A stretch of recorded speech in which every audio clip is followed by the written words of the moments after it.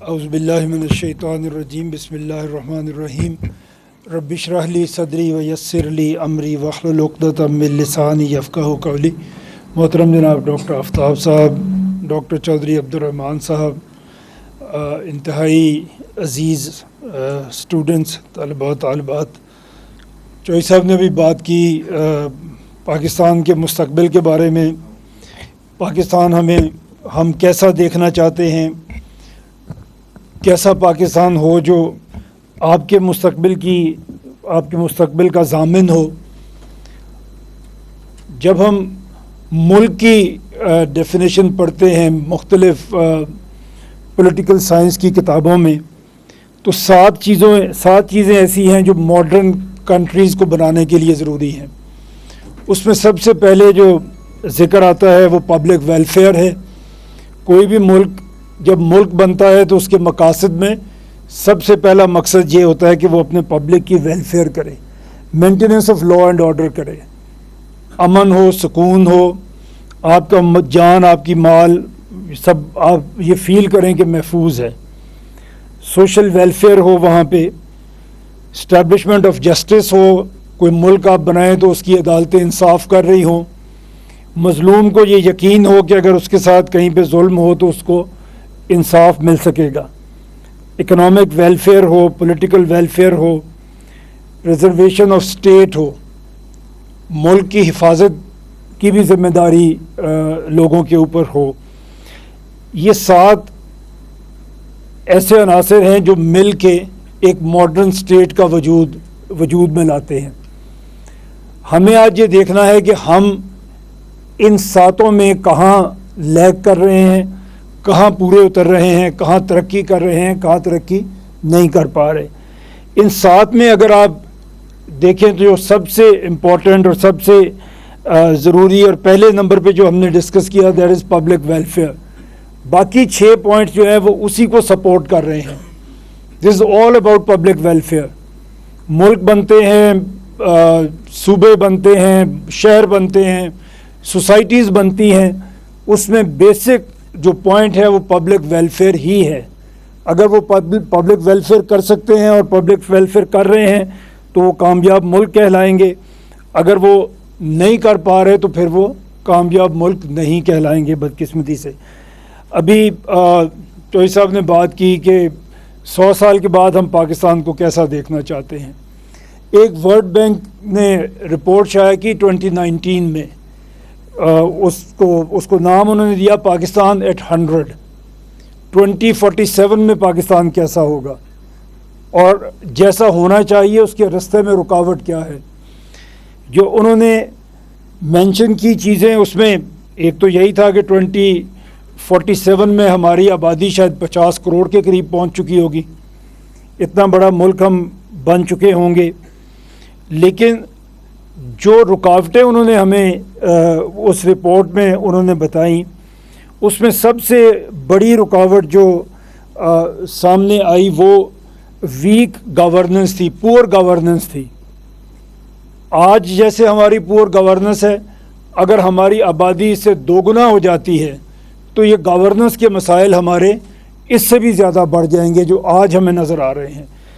اس کے بعد دوسرا انہوں نے بتایا کہ جب ویک گورننس آپ کی ہوتی ہے اس کا نتیجہ یہ نکلتا ہے کہ آپ کے انسٹیٹیوشنز ویک ہوتے ہیں۔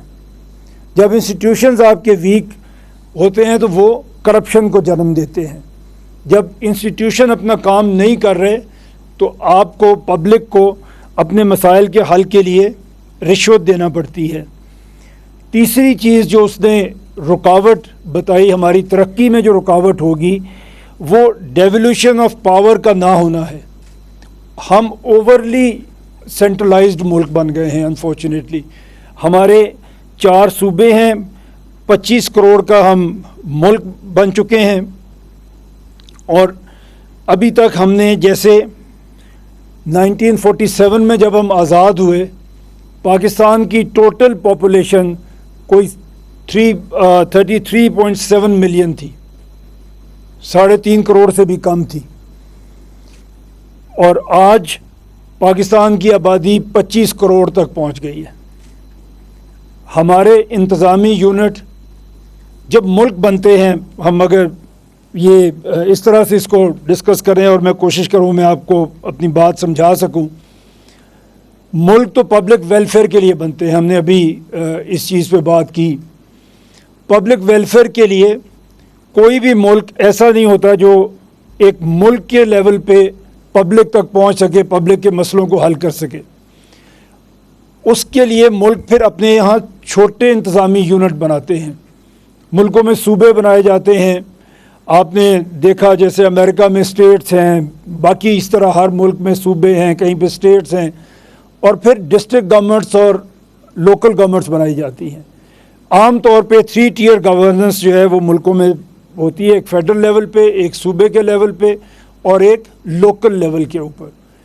تو اس طرح سے ویلفیئر جو پبلک کی ہے اس کو یقینی بنانے میں جو ملک ہیں، جن لوگوں نے ترقی کی ہے، جن ملکوں نے وہ ترقی کر سکے ہیں کہ انہوں نے اپنی چیزوں کو، اپنی گورننس کو ڈیسینٹرلائز کیا اور لوگوں کے مسائل ان کے گھر کی دہلیز پہ حل کرنے کی کوشش کی. ہم نے کیا کیا؟ 47 میں جب پاکستان بنا تو پنجاب کی آبادی 20.6 ملین تھی. 2 کروڑ کا صوبہ تھا. آج لاہور شہر 2 کروڑ کے قریب پہنچا ہوا ہے. آج پنجاب کی آبادی 13 کروڑ کے قریب ہے. وہی پنجاب ہے، وہی باؤنڈریز ہیں، لیکن آبادی 2 کروڑ سے بڑھ کے 13 کروڑ پہ پہنچ چکی ہے. اگر ہم اس کو سمجھیں کہ یہ ایک ملک ہے تو یہ دنیا کا 12واں بڑا ملک ہوگا، اور جو 12 ملک اس سے بڑے ہوں گے اس میں چائنا بھی شامل ہے، اس میں انڈیا بھی شامل ہے، اس میں ملیشیا بھی شامل ہے. یہ سب ملک ایسے ہیں. ان کے بعد 12ویں نمبر پہ پنجاب بڑا ملک ہوگا اگر ہم اسے ملکوں کی آبادی میں لے کے جائیں. اسی طرح سندھ کی آبادی صرف 6 ملین تھی 1947 میں، جو اب بڑھ کے 55.6 ملین ہو چکی ہے. خیبر پختونخوا صرف 5.8 ملین کا صوبہ تھا، آج اس کی آبادی تقریباً 41 ملین سے اوپر جا چکی ہے. بلوچستان صرف 1.1 ملین کا صوبہ تھا. ابھی جب آگے ہم بات کریں گے صوبے چھوٹے کرنے کی تو کچھ باتیں ایسی بھی آئیں گی کہ جی اتنے چھوٹے صوبے کیسے ہوں گے اور اتنی تھوڑی آبادی کا صوبہ کیسے بنے گا. تو میں ابھی سے آپ کو یہ بتانا چاہتا ہوں کہ بلوچستان ایک زمانے میں 11 لاکھ کا صوبہ تھا اور پورا صوبہ تھا، اس میں کوئی صوبہ ہونے میں کوئی کمی نہیں تھی. پھر ہمارے پاس اسلام آباد ہے جہاں پہ ہم ابھی بات کر رہے ہیں. یہ ہم نے دیکھ لیا جب ہم نے بات کر لی کہ ہم چھوٹے صوبوں کی بات کریں گے اور آج کی بات ساری اسی پہ ہوگی. میں اپنی بات اتنی لمبی نہیں کروں گا، میں آپ سے صرف ایک ٹاپک کو انٹروڈیوس کرنا چاہتا ہوں اور اس کے بعد میں یہ چاہوں گا کہ آپ کوسچن آنسر کے سیشن میں بات کریں جو آپ کے دل میں ہے اور جو آپ پوچھنا چاہتے ہیں یا جو بات آپ کرنا چاہتے ہیں. ہم نے ابھی بات کر لی کہ صوبے چھوٹے بننے چاہیے، انتظامی یونٹ چھوٹے ہونے چاہیے. ہمارے 1947 میں کم آبادی کے صوبے تھے، اب بڑھتے بڑھتے جہاں تک پہنچ گئے وہ بھی بات ہم کر چکے. ہم نے اپنے ایڈمنسٹریٹو یونٹس کو تقسیم نہیں کیا، اس کا کچھ نتیجہ بھی نکلا.